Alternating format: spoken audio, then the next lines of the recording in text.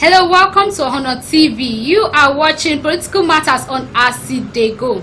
How are you doing and how is the weather over there? I am Wande Constance. Thank God the Electoral Act has been signed into law, and I think this is a great development. But the truth of the matter is, many don't even know what this means. And this is the reason why we met with the Executive Director of Conscience for Human Rights and Conflict Resolution, the person of Mr. Idris Miliki Abdul. He will be enlightening us more on what this means and the significance of the newly Electoral Act. Now let's join Mr. Miliki. Okay. My name is Idris Miliki Abdul,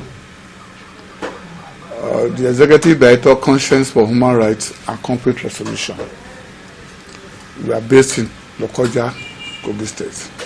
The process of enactment of a law called Act is called Bill, and it's an act of National Assembly as it is now.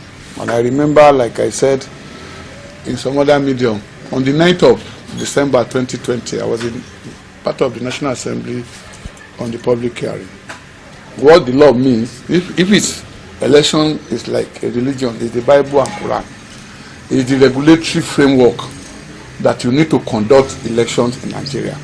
It is what is stated in the law, what to do and what not to do, and when to do it, how to do it.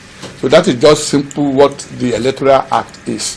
And we have been on this for quite some time. So you know what we've just had now.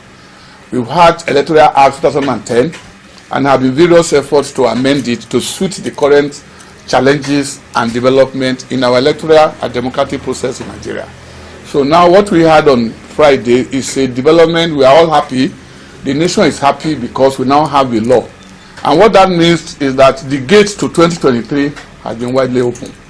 The security men working on election, the civil society, the journalists, the political parties, aspirants can now come out based on the timetable of INEC. And you can see it is the act that gives INEC power to do whatever they intend to do.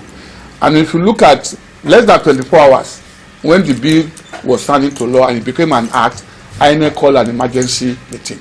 And they have now come out to let us know the timetable for the election. Because that is what the law says, that 1 year to your electoral elections, you need to come out with a timetable.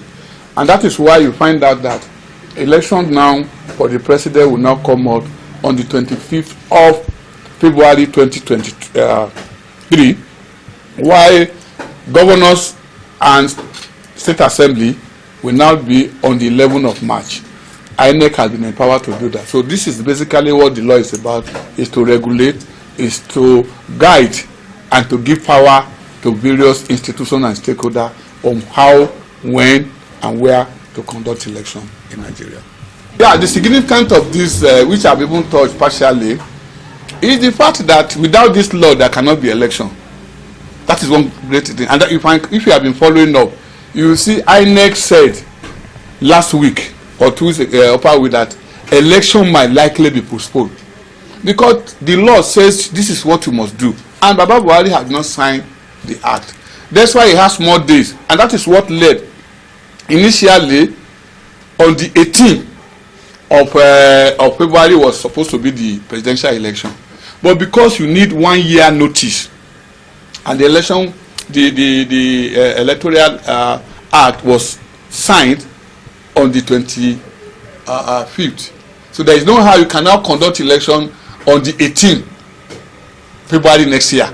So for that, INEC have to now move and now goes to 25th of February. So that is to tell you the significance of the law.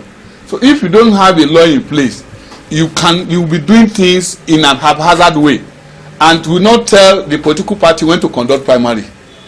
It will not tell, INEC will not be able to tell everybody when to start campaign and when not to campaign. And if you have seen the guidelines now, all the timetable INEC have given, they have not brought in guideline, but they have gone a timetable. And you find out by this way again there will be more follow-up document. So they are just looking at the law.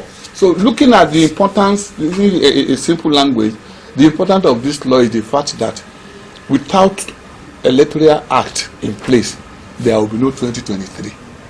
And if we are going to be 2023, it's going to be in a difficult way. Yeah, we had two governorship election coming up in June, which is Ekiti and Osun. Of course, INEC is going to experiment this law. That has given INEC a leverage to say, okay, look, the law that has been given to us, the first place is to test it. And Ekiti State is not far away, and it's not also too near. So the important thing is that it has given INEC to prepare between now and June. And that is very, very important. So they will test it there, and hopefully, God willing, some of us are going to be in Ekiti to monitor the performance of INEC and the political party themselves. But principally, we are going to monitor how INEC is going to conduct the election. We had an improvement to some level in Benin. I was in Benin, which is on the current governor. And for those of our colleagues that also went into Ondo State, INEC, so we have put all the experience together and to be able to have an improvement. And definitely, it's going to help significantly to test run. So whatever the outcome of Ekiti and Osun will also be an improvement to what we had before. So INEC will now build on Ekiti and Osun towards the general election in 2023. So it's very important. The law has commenced since when it is assented. That's one thing good about law. That Friday, about 12:31, that the president signed that, it has taken effect. Law does not go to say what happened last year. No, it's moving forward. So that is just the important thing. So it's very important, and INEC will use it.